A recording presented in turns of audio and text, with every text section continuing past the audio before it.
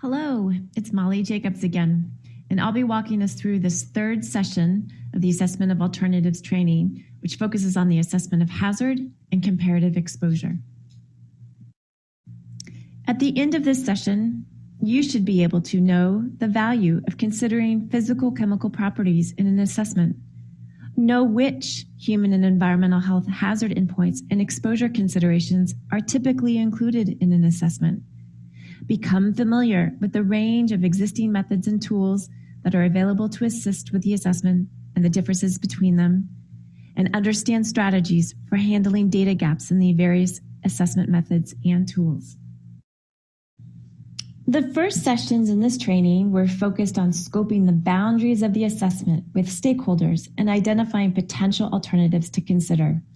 Now we're getting into the components of the assessment itself, starting with the assessment of hazards and intrinsic exposure. Know that the fields of hazard assessment and exposure assessment require much more depth and nuance than covered in this primer. However, we will provide additional resources and links to tools to support further learning. Taken together, the purpose of assessing hazard and intrinsic exposure is to answer which alternative or alternatives are safer when compared to the chemical of concern, given the relevant hazard endpoints being considered and potential exposure trade-offs.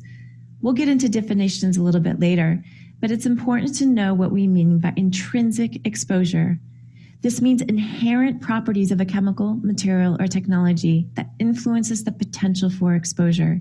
It considers exposure before the use of mitigation equipment or procedures.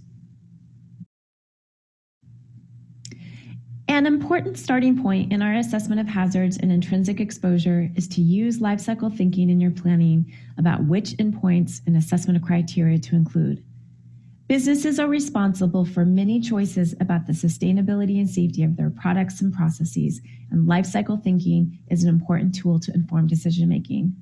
Use of life cycle thinking is also important when assessing alternatives because it's another tool that can help lessen the possibility of regrettable substitutions.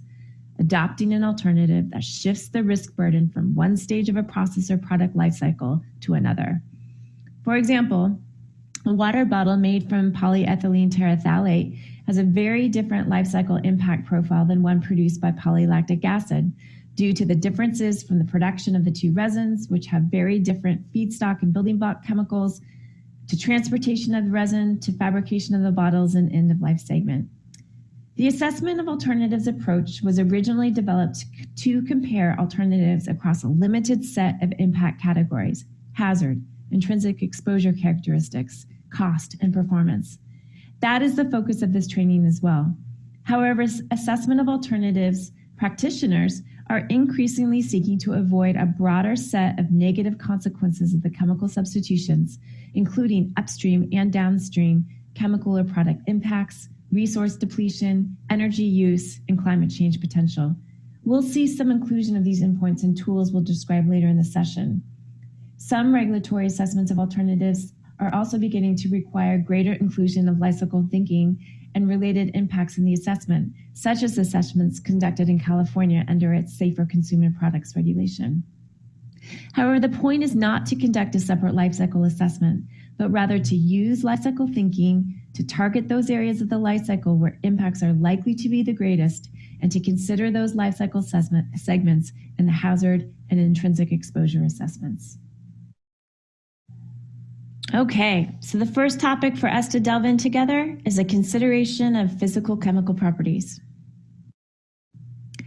The assessment of physical chemical properties often precedes comparing candidate alternatives on hazard and exposure characteristics because intrinsic human health and environmental hazards are related to a chemical's physical chemical properties. Considering these properties can help you narrow into primary characteristics of concern to help focus or even narrow the assessment. For example, if there are concerns about persistence, ecotoxicity measures will be critical to address. Specific physical hazards, such as corrosivity or flammability, can identify risk considerations and process safety management strategy considerations that a company would need to develop if a given material or chemical alternative is selected. Characteristics such as solubility or vapor pressure can help determine the environmental compartments into which the chemical or material were partitioned and can inform likely routes of exposure as well as the likelihood of high aquatic toxicity. So, physical chemical properties, what are they? These are physical properties, solvation properties related to interactions with different media, and properties or molecular attributes that define intrinsic chemical reactivity. Physical chemical properties that the U.S. National Academies of Science determined are most useful in an assessment of alternatives includes physical properties of a chemical, such as freezing and boiling points, vapor pressure, corrosivity and oxidizing ability, solvation properties, which describe the chemical's interactions with various phases and its partitioning between those phases in the environmental media, such as aqueous solubility or the octanol water partition coefficient or Henry's Law's constant. Electronic parameters are useful for informing a first-tier estimation of a chemical's reactivity or biological activity, such as the use of frontier orbital energies and molecular electronic dipole moments, among others. Inherent measures of environmental fate, biodegradation, which is an indicator of persistence, and bioconcentration factor. These properties and the rationale for including them in an assessment of alternatives are summarized for you in handout 1 for this session. There is no right way to include these properties in the assessment. As I just mentioned, these physical chemical properties can inform what hazard and exposure characteristics may be a priority concern. But just as useful, many of the properties are routinely included in some hazard assessment methods and tools. As you'll see later in the session, some of the hazard assessment methods that we'll discuss incorporate assessing flammability and corrosivity. Similarly, we see the incorporation of some physical chemical properties in the evaluation of exposure because they inform the intrinsic exposure potential of a chemical, and especially for newer chemicals where limited exposure data are available, these property data can be especially useful, properties such as persistence or solubility or vapor pressure. There are a number of helpful data resources to obtain physical chemical property information. Many databases draw from the same information resources but have different user interfaces. The Organization for Economic Cooperation and Development, the OECD's eChem portal, is extremely useful. This is an effort of the OECD in collaboration with the European Commission, the United States, and several other nations and international business groups to develop an internationally standardized source for chemical hazard information.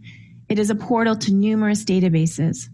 For example, you can access ECHA's dissemination portal with information on chemical substances registered under REACH, including registration dossiers.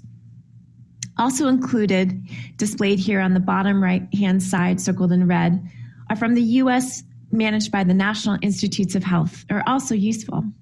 The Hazardous Substance Data Bank, the HSDB, and the other is ChemID+. Please note that we've been advised that both of these databases that were part of the National Institutes of Health ToxNet have moved to a different portal, now found within PubChem. Your resources handout 2, provides these updated links. Handout 2 is a compilation of all the resources referred to during this training session, and website addresses are also noted there as well. Finally, physical chemical data can also be found on safety data sheets. Make sure that the safety data sheet is compliant with the classification, labeling, and packaging requirements in the EU or the OSHA communication standard in the United States. All right, one more data source for physical chemical properties, and one that I personally like is the US EPA's CompTax dashboard. When you search under chemicals and plug in your chemical of interest, either the name or the unique CAS number, you get a number of data to review. One is properties. I've plugged in the chemical 1-bromopropane. What's displayed is a nice table of relevant physical chemical property information. All right, so now we're moving on to the hazard assessment component of an assessment of alternatives. The purpose of a hazard assessment is to compare the hazards of alternatives to the chemical of concern in a given functional use. Conducting a hazard assessment helps to avoid regrettable substitutions, which can occur if an alternative with similar or worse toxicity profiles is adopted. What is comprised in the assessment, as I mentioned earlier, is context dependent, depending on whether it's being driven by specific regulatory requirements, pursuit of an eco-label, or general chemical management practices, which can help companies stay ahead of regulation. For those familiar with risk assessment methods, the evaluation of hazard in an assessment of alternatives is similar to the hazard identification step in risk assessment in terms of the data sources used and the health endpoints addressed. A key difference, however, is the comparative nature of the assessment of alternatives. And while risk assessment focuses on formal dose response or weight of the evidence mode of action evaluations to determine risk levels at specific exposure concentrations, assessment of alternatives seeks to answer a different question. Do specific alternatives present a high intrinsic hazard to human health and/or the environment, considering an array of human and environmental health endpoints? We've included a reading for you by Dr. Maid Whitaker, who you will meet later in the session, that was published in the Journal of Risk Analysis in 2015 and delves a bit deeper into a comparison of risk assessment and alternatives assessment.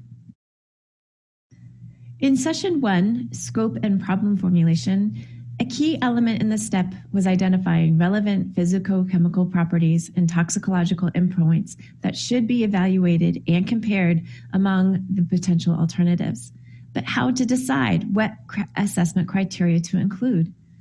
First, specific endpoints or assessment criteria may be required to be included because of a regulatory requirement.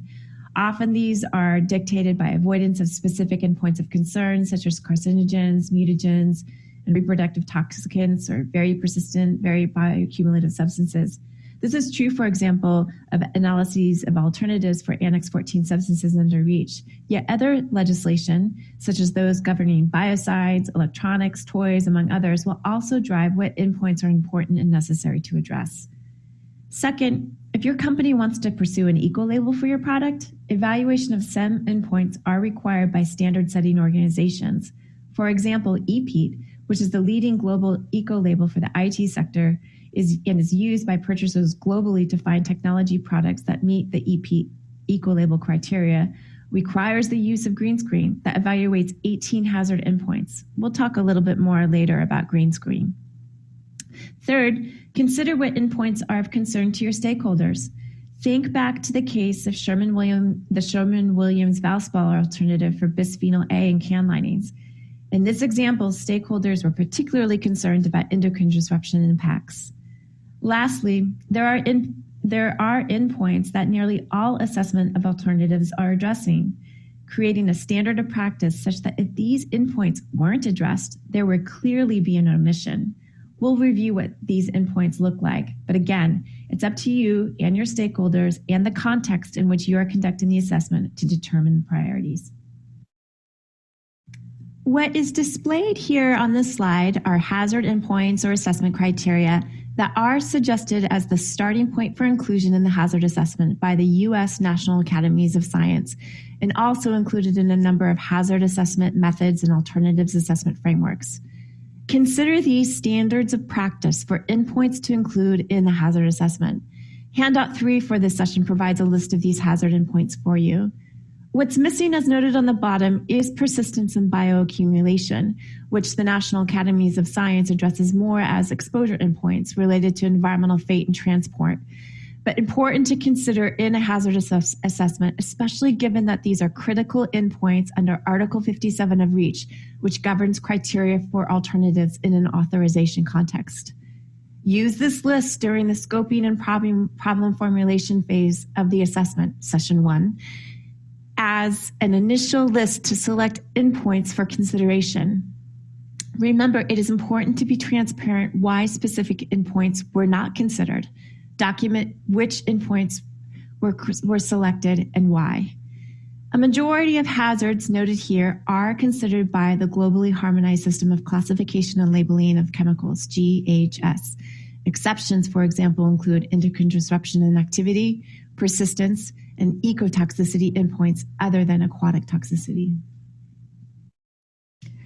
This slide provides an overview of the general steps for a hazard assessment. First, screen alternatives using authoritative lists. We'll define authoritative lists for you in a moment. Gather data on health and environmental hazards associated with the chemical of concern and alternatives. Use GHS criteria and hazard descriptors where possible to assess data and classify the hazard level, indicating high, medium, or low hazard levels in order to support comparisons across the alternatives and against the chemical of concern.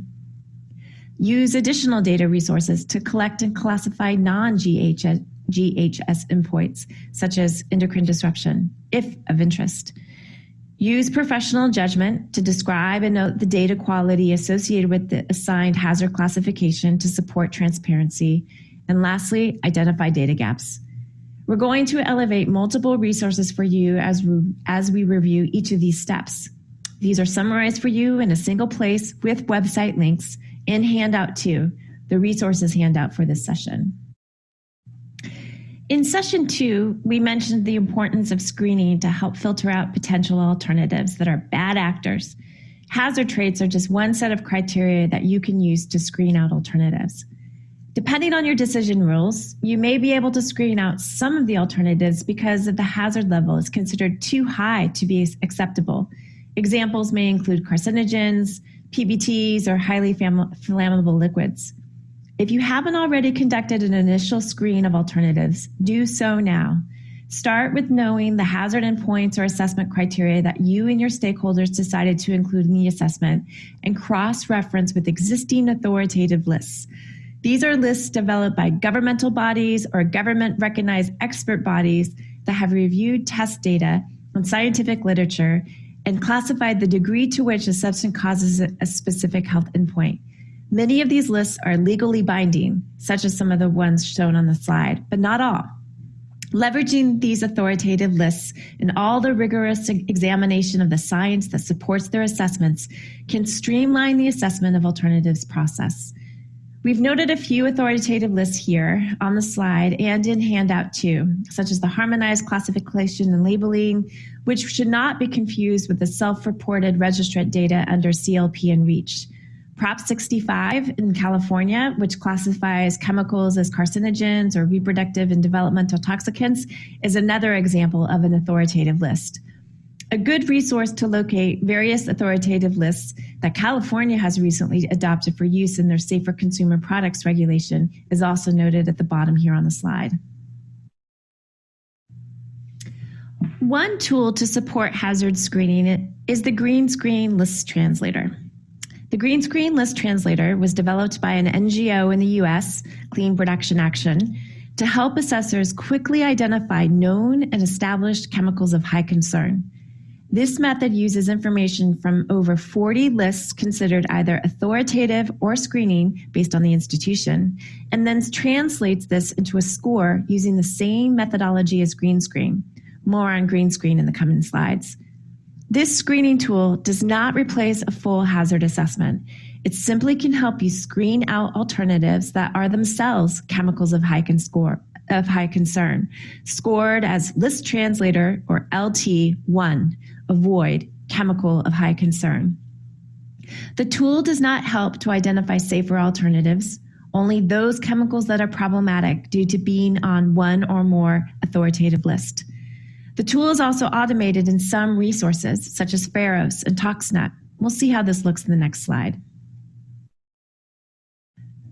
While anyone can create a Green Screen List Translator score by searching specific authoritative lists and following the screening method, some tools have automated the process. One such resource is Pharos, a tool developed by the Healthy Building Network, an NGO in the United States.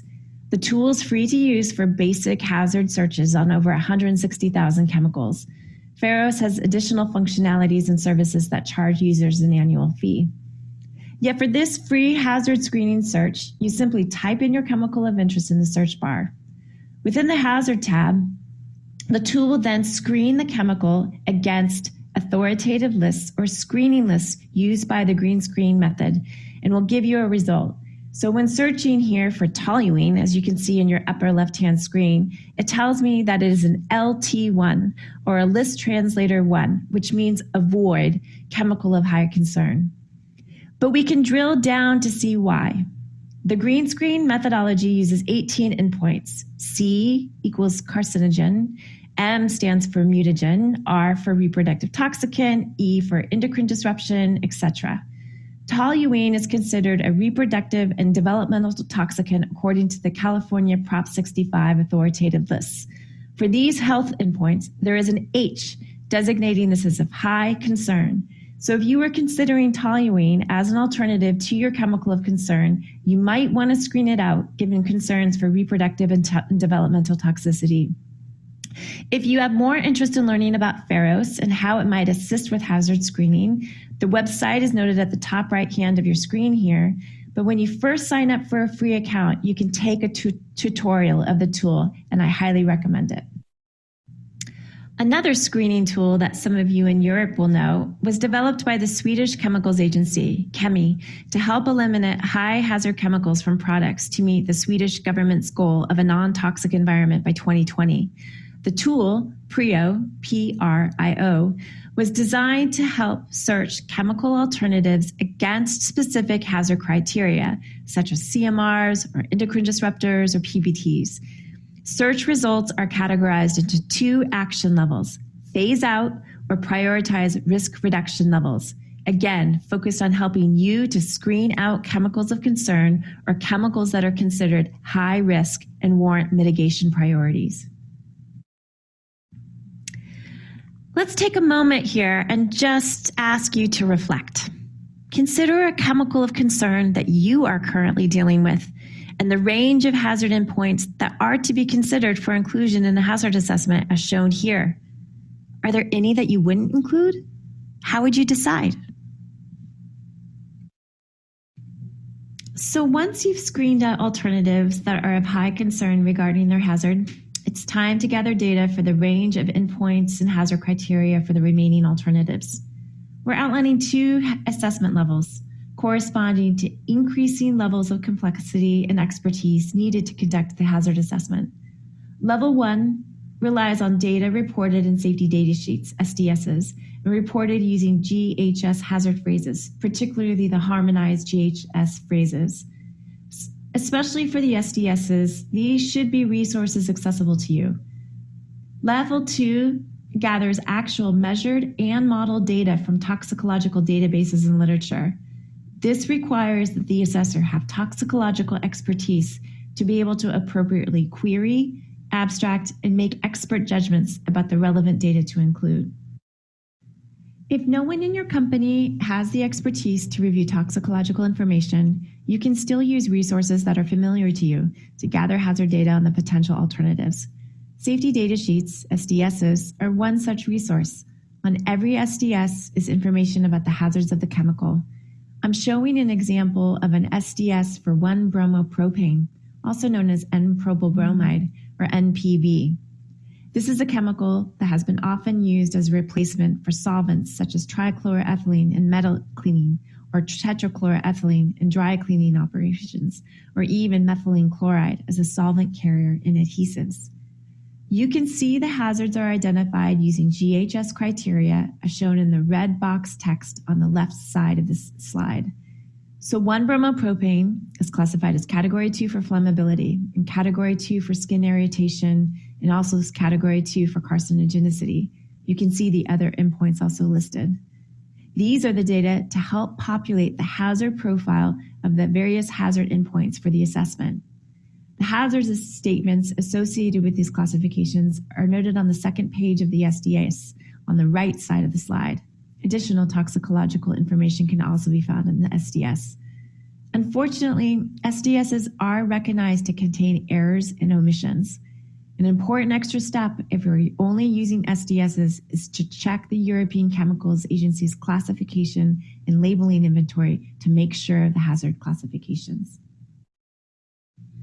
You can also find GHS harmonized criteria for alternatives in various databases. eChem Portal is a good source for this. Again, make sure to use harmonized classifications as they have been reviewed. rather than non-harmonized classifications that one industry may have developed but has not been reviewed and vetted by other experts. ChemHat.org is another tool to gather data for the hazard assessment. It was developed with the help of labor unions in the United States and the Blue-Green Alliance to be used by workers to inform them about hazards of chemicals and to start conversations about potential safer alternatives. You simply plug in your chemical of interest, here searching on 1-bromopropane again, and the tool displays relevant GHS hazard phrases and classifications. The data underlying ChemHat.org is the same as that used in Pharos. It is routinely maintained and updated to stay present on the listing of new chemicals to authoritative lists. Now moving on to level 2. If you're gathering data for the hazard assessment directly from toxicological databases and literature, you can use similar databases and portals to those databases that we mentioned earlier in searching for data on physical chemical properties. eChem portal, the Hazardous Substance Data Bank, as well as ToxLine are good portals to toxicological information and studies. There are also many other databases to use as well. Here is the type of information you can gather when you search the U.S. National Institute of Health's Hazardous Substance Data Bank, HSDB. You can see summaries of studies for the various hazard endpoints. Shown here is a search again for 1-bromopropane and the summary of evidence relating to carcinogenicity. Now that you searched for data on each of the hazard endpoints, it's time to organize the information in a way to help compare the alternatives across the endpoints of interest. The methods and tools we are featuring in this training align with those that use level 1 data gathering efforts, such as SDSs, which include the column model and P2 OASIS. We'll also review the green screen for safer chemicals method that relies on level 2 data gathering efforts, again, searches of toxicological databases and literature. All 3 of these methods and tools are publicly available. There are other methods and approaches that can be helpful. You can query a range of these to support hazard assessments using the OECD Substitution and Alternatives Assessment Toolbox, noted here and also noted in handout number 2. The column model hazard assessment method and tool was developed by the Institute for Occupational Safety and Health of the German Social Accident Insurance and updated in 2017. It was developed to comply with the German Hazardous Substance Ordinance and other legislation, but is more broadly useful for any assessment of alternatives. The column model consists of a simple matrix tool that allows for the comparison of chemicals or materials based on acute and chronic human health hazards, environmental health hazards, as well as physical chemical properties. Users simply match the hazard phrases obtained from the SDSs or a search of harmonized GHS classifications and compare against the column model's internal categorical standards that are decision rules. The method applies GHS decision rules to distinguish between various hazard classifications. The method helps users create very high, medium, and low hazard categories for the data obtained in order to compare the alternative to the chemical of concern as well as to other alternatives. So for example, if you look in the upper left cell of the table shown on the right for very high, you'll see that if an alternative is classified under GHS as a category 1 or category 2 for acute toxicity, it would receive a hazard assessment classification of very high. Category 3 would be classified as high and category 4 as medium. Users obtaining hazard data from toxicological literature and databases can also use this method, but it requires the extra step of aligning the data obtained with GHS criteria and associated categories. An important limitation of the column model is that data gaps are not taken into consideration. Also, endpoints outside of GHS, such as endocrine disruption, are not considered. P2 OASIS, which stands for Pollution Prevention Options Assessment System, was developed by the Toxics Use Reduction Institute in the United States. The tool uses both quantitative and qualitative data that can be obtained from SDSs and other publicly available data sources on 8 broad impact categories. These categories include hazard endpoints, as well as broader life cycle impacts and exposure surrogates. So the tool can be a broader value than simply a hazard assessment, one that also looks more broadly at environmental, public health, worker health, and sustainability. Like the column model, P2 OASIS assigns default decision rules to classify the hazard endpoint. In this case, not very high to low as used in the column model, but a numerical score of 2, which is best, to 10, which is bad, based on either measured data or hazard phrases that are reported in data sources for each endpoint. The tool does not require that every endpoint or category be populated in order to create an assessment. However, the more data that can be entered into each of these subcategories, the better the overall assessment will be. Users can apply weighting to emphasize issues of high concern. The final P2 OASIS product score is an average of each of the 8 categories for which there are data. If there is no data entered for a category, P2 OASIS drops that category from the product score calculation. Resulting scores range from 2, a better alternative, to 10, a bad alternative, which can be used to guide decisions on adoption. For more details about the system and how to use it, Turi has published a series of video tutorials. Links to these tutorials are in resource handout number 2. Green Screen for Safer Chemicals was developed by Clean Production Action, an NGO in the United States. It is a hazard assessment method, not an automated tool. The green screen method includes an assessment of 18 hazard endpoints, which include 2 environmental fate endpoints, persistence and bioaccumulation, and 2 physical hazard endpoints, flammability and reactivity. Assessors first research and collect data from all relevant sources, including measured data from standardized tests and from scientific literature, hazard information from authoritative lists, and information derived from model data and suitable chemical analogs. Using data collected and expert judgment, assessors then classify the hazard level for each of the 18 human health and environmental endpoints according to the green screen hazard criteria. An example of aquatic toxicity is shown here in the bottom left corner. Hazard levels range from very high, VH, to very low, VL. If no data are found after a thorough search, including a lack of model data, a data gap, or a DG, is assigned. Assessors also assign a confidence level for each of the hazard endpoints to show levels of certainty or uncertainty based on the quality or reliability of the data used. The result is a green screen hazard summary table, which clearly displays hazard levels assigned for each of the 18 endpoints, including if there are data gaps and confidence levels in the assigned classifications based on the data source used, the data quality, and the expert judgment considering the strength of the evidence. This hazards table summary is shown on the upper right side of your screen. Bolded classifications means high confidence. Italicized classifications mean low confidence. The hazard summary table is then converted into an overall benchmark score between 1 and 4, which each increasing benchmarks defining progressively safer chemicals, as shown here on the bottom right side of your screen. So benchmark 1 is the worst, or avoid, chemical of high concern, whereas benchmark 4 is most prefer, safer chemical. The benchmark score is determined by analyzing specific combinations of hazard classifications for the 18 endpoints and applying a set of decision rules. The rules include a weighting scheme that weights human health hazards over ecological health and physical chemical properties, for example. Only certain numbers and types of data gaps are allowed for each benchmark level, and it is possible that a benchmark cannot be assigned if data, in fact, are insufficient.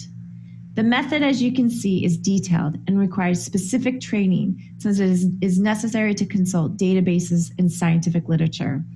This hazard assessment approach is not particularly suitable for SMEs unless using outside consultants to assist.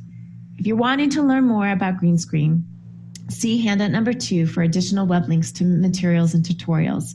The European Chemicals Agency also recently hosted a webinar on Green Screen, the link for which is also provided in your resources handout.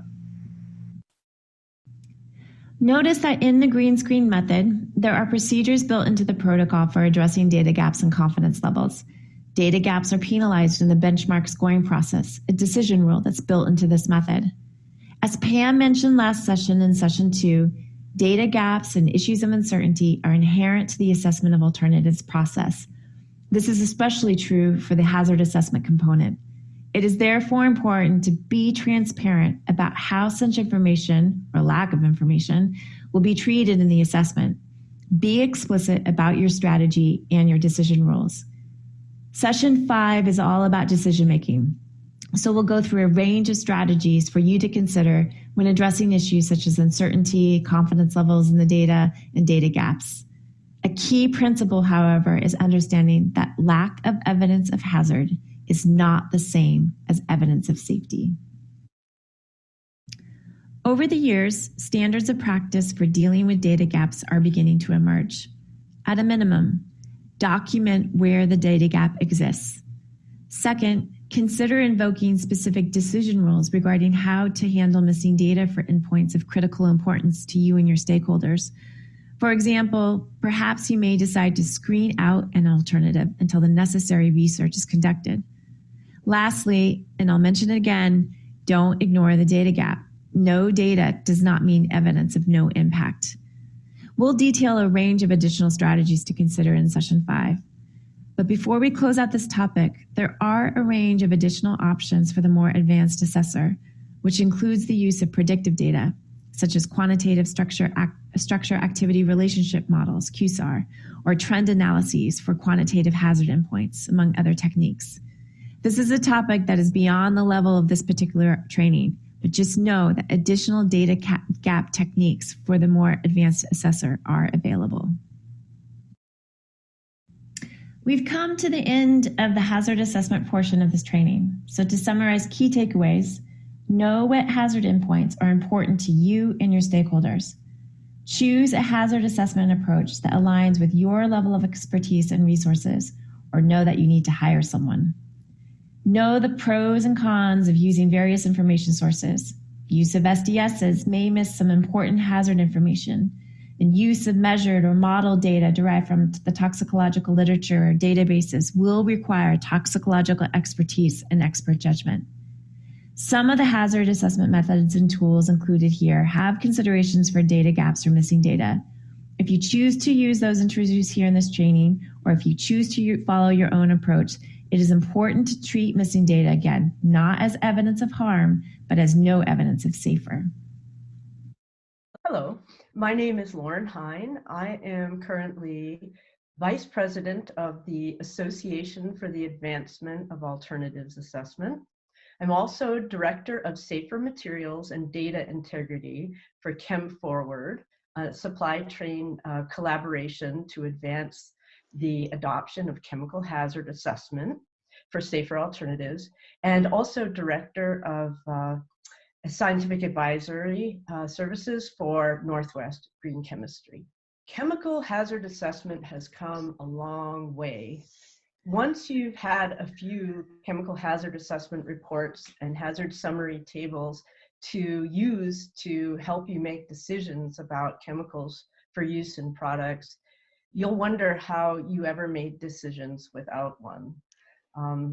Unfortunately, they can be expensive, and so one of the challenges we face today is how to increase access and to scale access and reduce costs to this valuable information. It's important to know what you know and know what you don't know also about a chemical, and that's why the summary hazard tables are so useful. It's also important to know what you know for each exposure route. For example, if you are looking at chemicals going into vaping, for example, you would want to know not only is a chemical safe to ingest or have on your skin, but if you're inhaling it, you would want data on that chemical. And I would argue that if the primary route of exposure is inhalation and you don't have inhalation toxicology assessment, you have a data gap. So laying all the information out by hazard endpoint, by exposure route can be a very valuable exercise in thinking through both hazard and its relationship to exposure. Now, most of the information gathered for a full chemical hazard assessment is publicly available, but gathering it, interpreting it, applying professional judgment, organizing it, and presenting it in a way that informs decision making is very time consuming. And there are multiple chemical hazard assessment methods, as you've heard. Most of them are based primarily on the globally harmonized system of classification and labeling. You've learned about green screen, the US EPA Safer Choice Program, and the alternatives assessment criteria, formerly called the Design for the Environment alternatives assessment criteria. There is also chemical hazard assessment used in the cradle to cradle certification program, along with exposure screening. And the database Chem Forward is an effort to bring forward information on safer alternatives by providing different output views based on the same data. So you can have data for a particular endpoint and see it through a cradle-to-cradle lens or a GHS lens or a green screen lens. Same data, different outputs.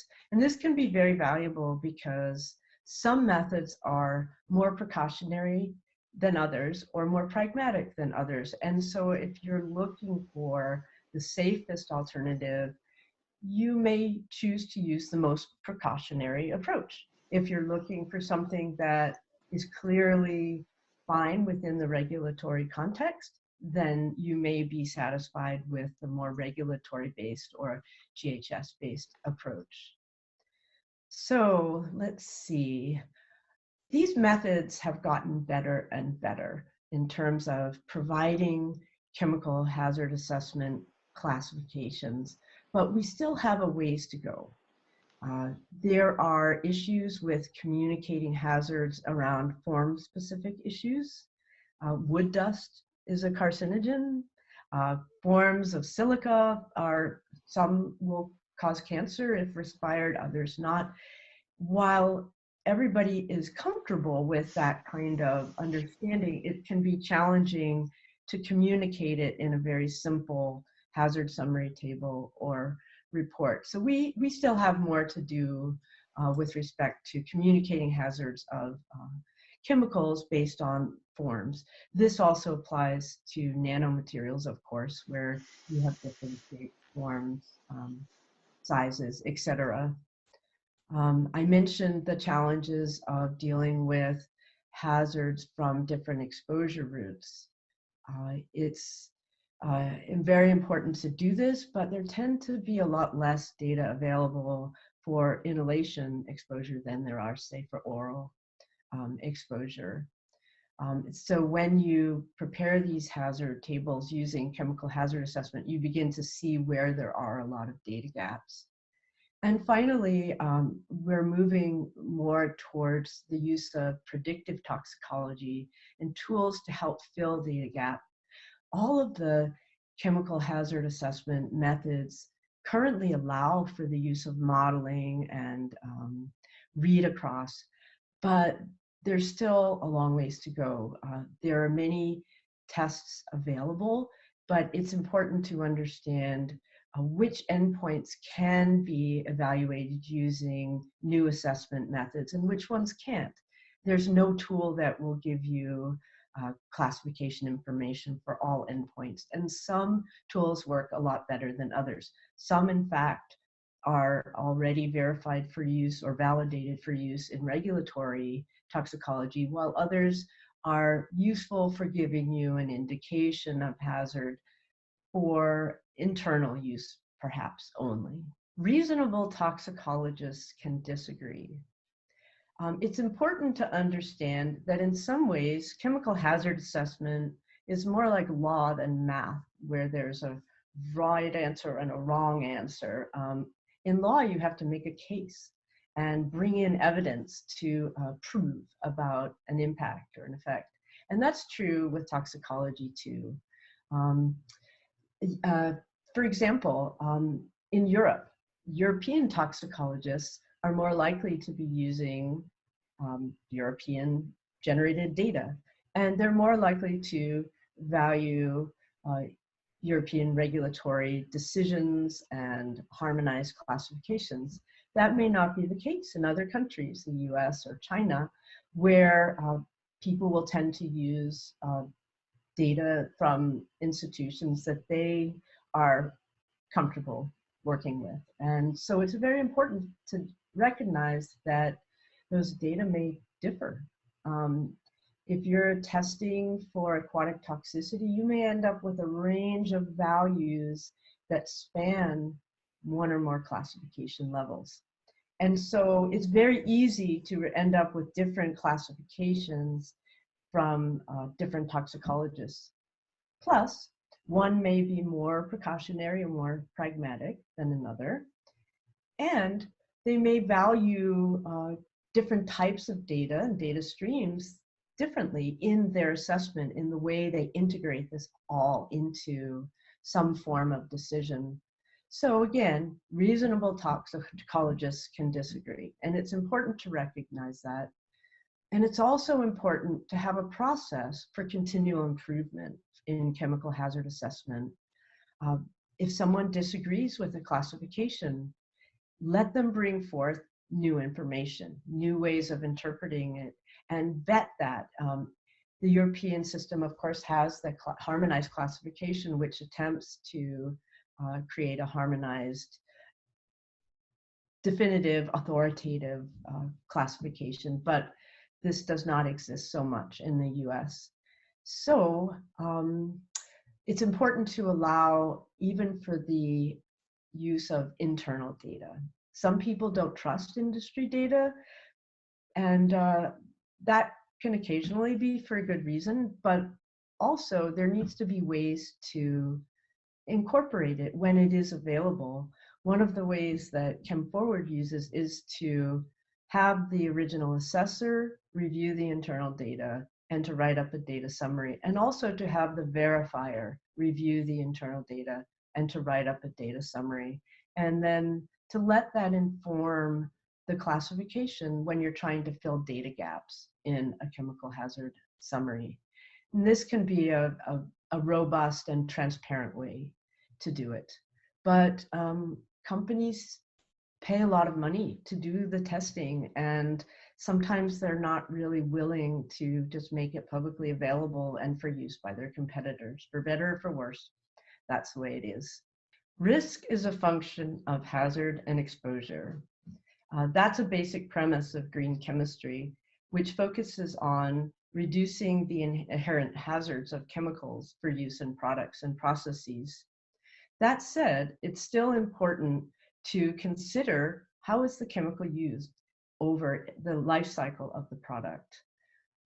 How does exposure occur with use?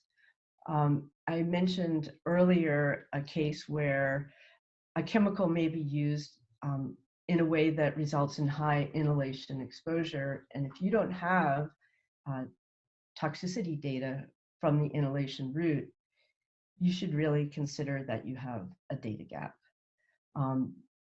Northwest Green Chemistry performed an alternatives assessment in the last couple of years on anti-fouling technologies for recreational boats.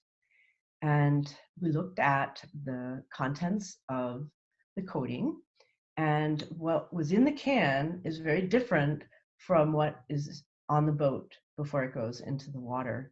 Many of the solvents evaporated and would have impact the air, if they were VOCs, or the worker who might be inhaling neurotoxicants or systemically toxic chemicals. Now, I do think that the chemicals that are substances of very high concern really need to be phased out. But there are substances that are not substances of very high concern that can be extremely problematic in the life cycle of a product. again, using the boat paint example, some of the workers need to use full face respirators because they had developed narcotic effects from the vapors and fumes going through their eyes.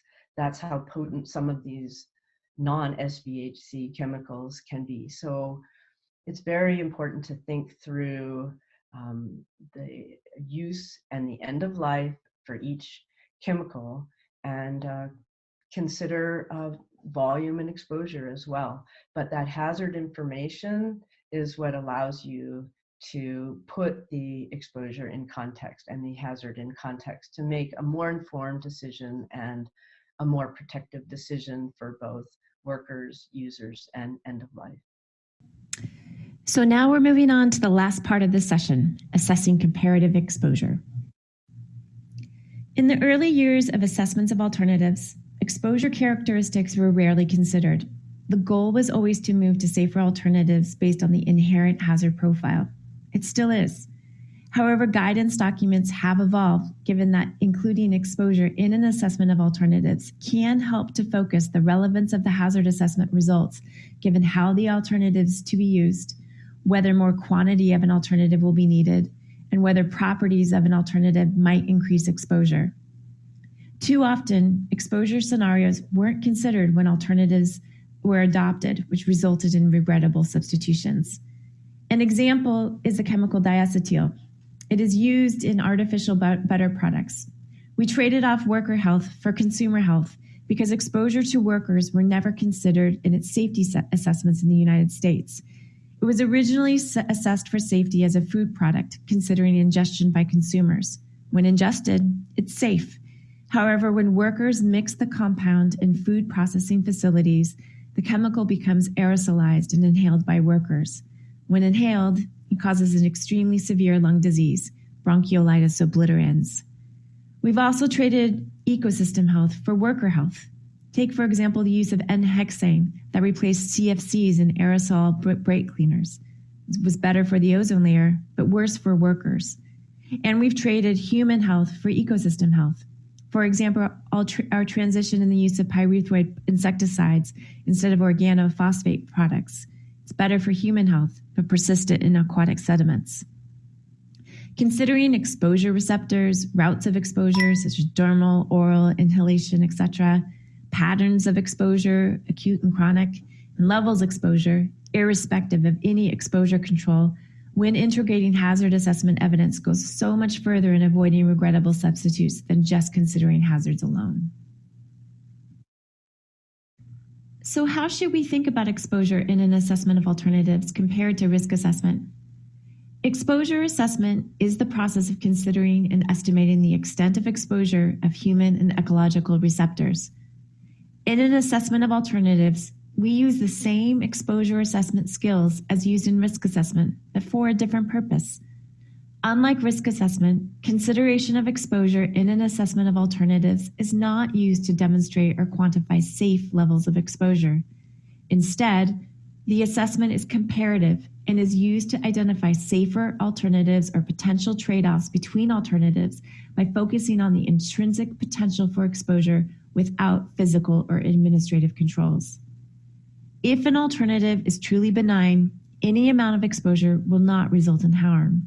However, if an alternative is safer with respect to some endpoints, such as it's not a carcinogen, mutagen, or reproductive toxicant, but not all hazard endpoints, for example, it poses skin or eye irritation concerns, we need to know whether or not properties that influence the potential for exposure change our understanding of which alternative is safer.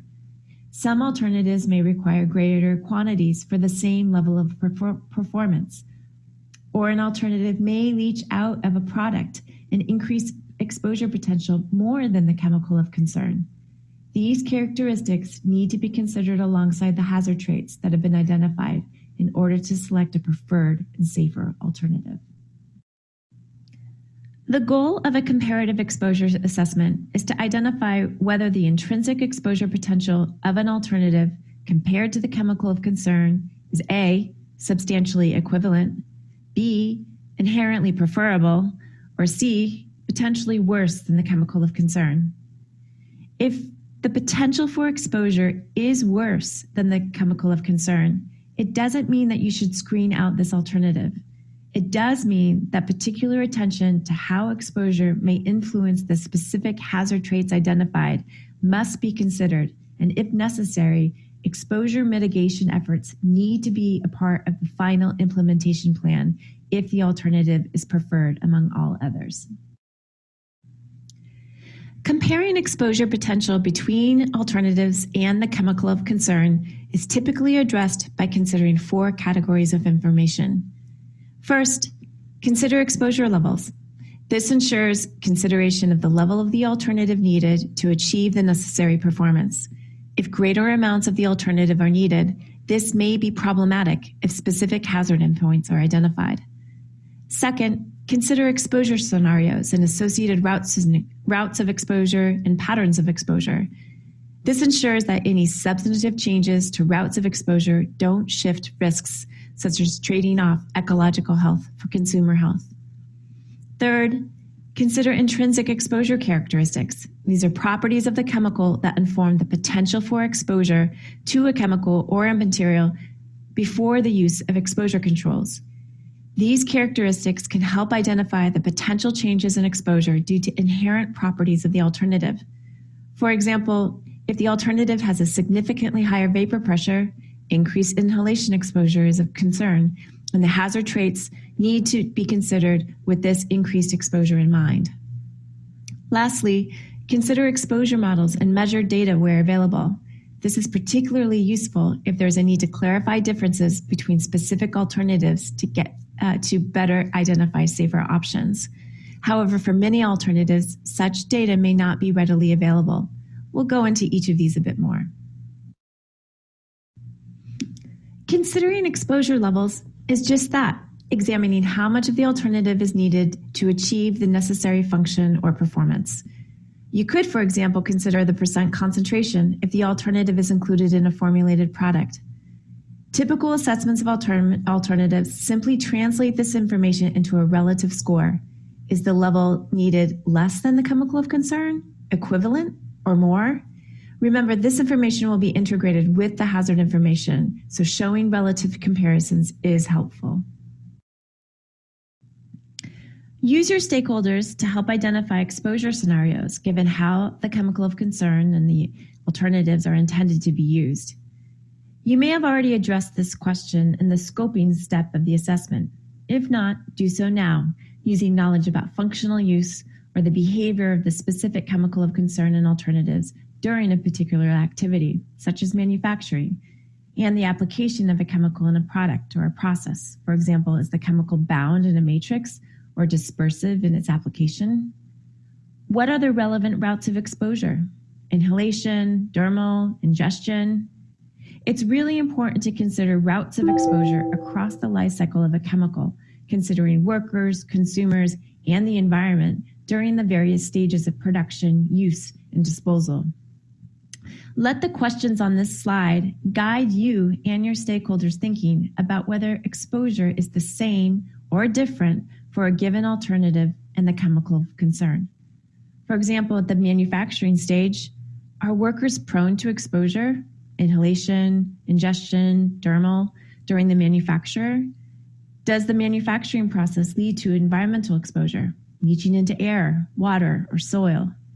At the use stage, does intended or foreseeable use suggest a route of exposure? Is the alternative prone to leaching, disassociation, degradation, or other means of escape from the product into the user or the environment? At the transportation and storage stage, do physical, chemical properties suggest risk of exposure from combustion or corrosivity? At the end of life stage, does disposal create a risk of environmental exposure from leaching into air, water, or soil? Does disposal or reclamation or recycling create risk of exposure to workers from inhalation, ingestion, dermal, etc.? Recently, Bill Greggs and colleagues working through the Health and Environmental Sciences Institute's Sustainable Chemical Alternatives Technical Committee developed a method for conducting a qualitative exposure assessment in the context of an assessment of alternatives. The paper is in your reading list, published in 2018 by the Integrated Assessment and Management Journal. I'm displaying here an example of a useful matrix in the article that can help organize and map relevant exposure scenarios for an alternative that is being examined. This matrix is considering human exposures to eau de toilette, the use of interest. There is a similar matrix in the paper for ecological receptors. The matrix is organized by life cycle stage, and what's highlighted in blue are the range of relevant exposure pathways and routes of exposure for eau de toilette uses as the authors are conducting an assessment for alternatives to methylene. Having used a conceptual map to help identify specific exposure pathways and routes of exposure, now consider specific physical chemical properties that may influence the potential for exposure. These are intrinsic properties that influence exposure, such as vapor pressure, solubility, or the octanol water partition coefficient, the KOW, to inform environmental partitioning. Are the specific physical chemical properties essentially better than the chemical of concern for a given alternative, essentially worse, or equivalent?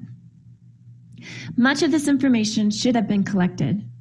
Earlier in this session, we reviewed good data sources for abstracting information on physical chemical properties, such as the Hazardous Substance Data Bank or the eChem portal of the OECD. It's also important to consider use characteristics. These characteristics will most likely be defined based on knowing the manufacturing or processing requirements of the alternative and whether those use parameters suggest a potential for exposure that is different than the chemical of concern. If exposure potential, given these properties and use characteristics, are substantially lower or equivalent between an alternative and the chemical of concern, then determination of safer can be limited to the relative hazard of the alternative.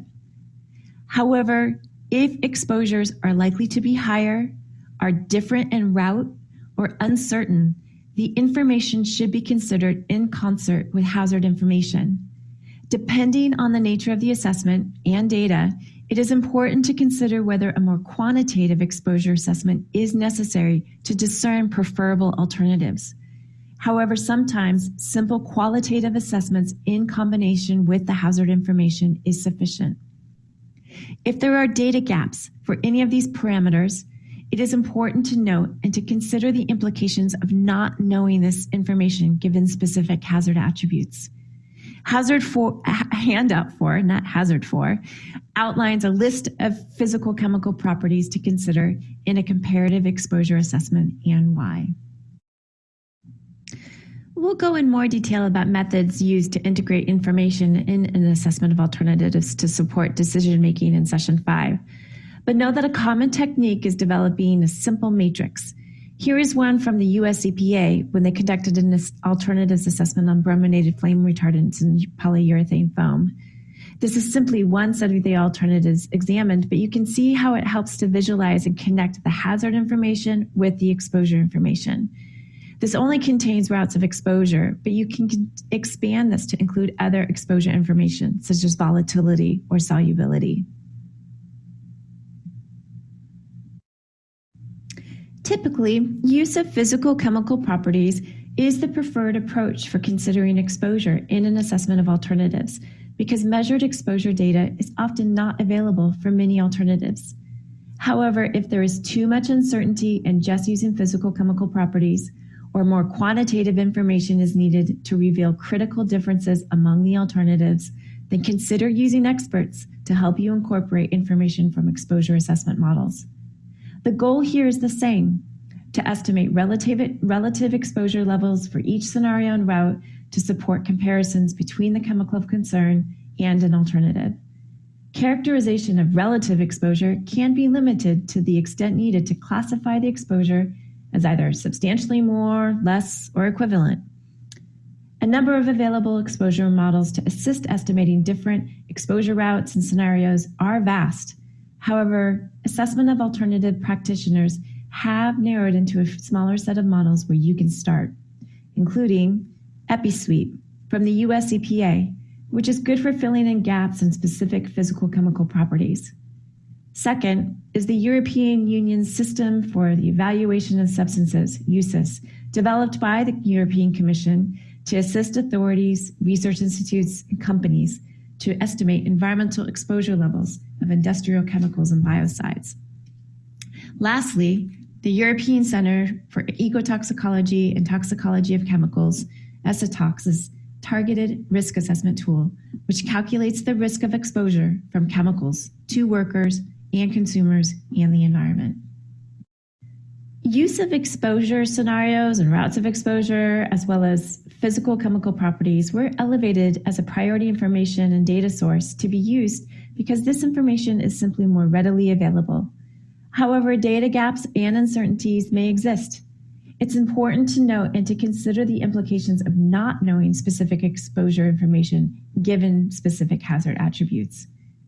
You may not have the resources to hire exposure assessment experts to help with quantitative models or to conduct experiments to collect such data, so it's important to acknowledge the uncertainty and to consider it in your decision-making process. You are now going to hear from Dr. Meg Whitaker, a toxicologist, founder and principal at Tox Services, a consulting firm in the United States that provides alternatives assessment and risk assessment services to both government agencies and companies. Meg has helped to evolve an assessment of alternatives to include more comparative exposure information. She further elaborates on many of the topics we just covered, including a useful example with supporting slides of using physical chemical property data to calculate a metric used to understand respiratory irritant effects, the RD50.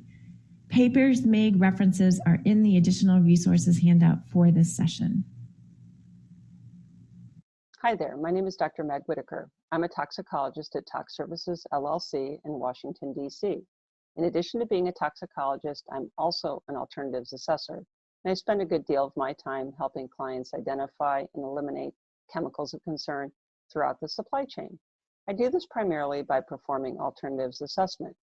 Therefore, I've been asked to tell you a bit about comparative exposure assessment, which is one aspect of an alternatives assessment. So if I were to ask many of you to define exposure for me, particularly in terms of exposure to a hazardous substance, many of you would probably say, well, Meg, exposure is when a worker inhales a noxious fume in a factory. And I'd say, well, yes, that's a type of exposure. That's an inhalation route of exposure. But I generally define exposure as contact made between a chemical, physical, or biological agent and the outer boundaries of an organism. Now, that organism could be a worker in a factory, or it could be a child playing with a toy. But in addition to humans, that organism could be something in the environment, such as fish swimming in a contaminated waterway. So when you're looking for a chemical alternative, it's really important to think about there are different receptors along the life cycle of a product that's important to consider. So we ideally want an alternative to be safer for both human health and for organisms living in the environment. So the purpose of a comparative exposure assessment in an alternatives assessment is to identify changes in routes of exposure, levels of exposure, and patterns of exposure for each alternative compared to the chemical of interest that you want to substitute out. And we want to focus our assessment on the potential for exposure without administrative or physical controls. We really want to understand the characteristics of the alternative.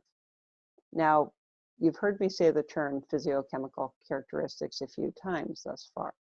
And hopefully you were paying attention in chemistry during university, but if you weren't, you can refer to chapter 5 of a book called, from the National Academy of Sciences, called A Framework to Guide Selection of Chemical Alternatives, that goes into really good detail about physiochemical properties. As a toxicologist, I generally bin physiochemical properties into 3 different types of bins. I look at physical properties of a chemical, such as its boiling point, melting point, molecular weight, and then its solvation properties to understand how it will partition in the environment, such as the octanol water partition coefficient, or something like its solubility. And then there's something called molecular attributes of a chemical as well. That's not as widely used in alternatives assessment. It's also important to think about the environmental fate and the exposure scenarios of how a chemical will partition in the environment or move through the environment. something like a Henry's Law constant to understand how a chemical will volatilize from the surface of the water if you're trying to understand exposure scenarios. So the National Academy of Sciences book that I mentioned a minute ago has a great chapter. It's actually chapter 6 that goes into all the details of a comparative exposure assessment. It heavily relies upon understanding the physiochemical properties of alternatives in order to understand whether exposure is likely to be lessened, equivalent, or actually greater than a chemical of concern that you're trying to substitute out. So the goal is to find foreseeable use and disposal scenarios of each alternative. And to do that, I generally follow a property-based approach where I want to predict human exposure and environmental fate of each of those alternatives. And to do that, I use a combination of actual data on the chemical as well as often modeling, because there are usually data gaps for certain physiochemical properties.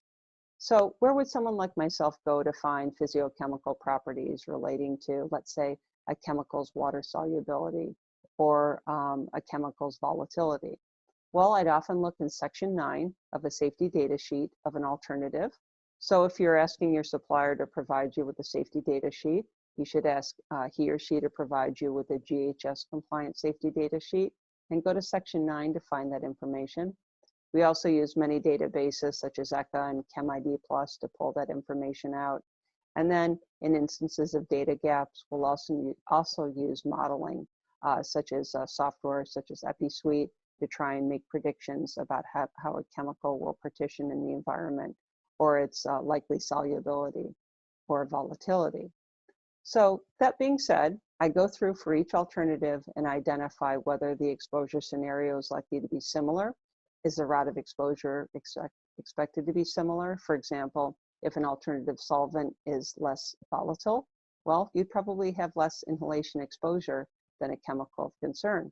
And generally, that's a good thing. You want to make sure that the patterns of exposure are similar in order to understand whether that alternative actually is associated with a similar exposure scenario. Then you can categorize the relative exposure potential of alternatives to understand if exposure is the same, lessened, or actually greater than the chemical of interest that you're trying to substitute out.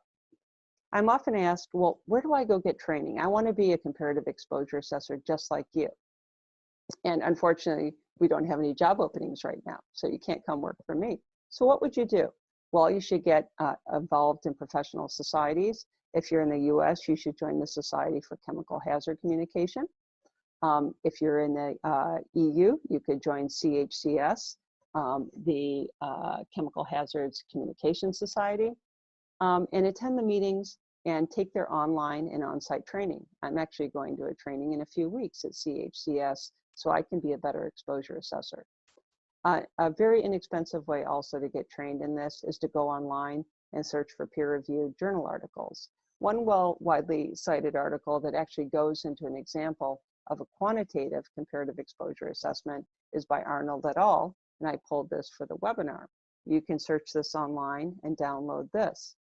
And that's how I got my start actually in exposure assessment for alternatives assessment. See what others have done and apply it yourself. Remember, the goal is to understand foreseeable use and disposal scenarios along the entire life cycle of a product. And a good comparative exposure assessment will think about receptors throughout the environment so that you can be sure that your selection of a safer alternative is actually safer and won't result in a regrettable substitution.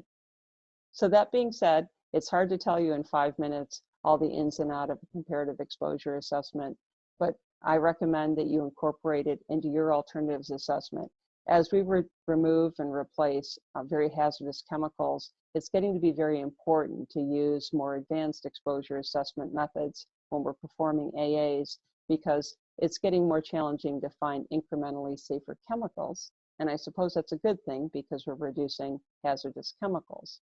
I'll attach a slide or two to this presentation where I show you an example of how I incorporated the use of physiochemical properties to identify a solvent for a client that was inherently less hazardous, specifically less irritating to workers, by modeling something called the RD50, the respiratory depression threshold, using the KAW, the air-water partition coefficient, or Henry's law, and the KOW.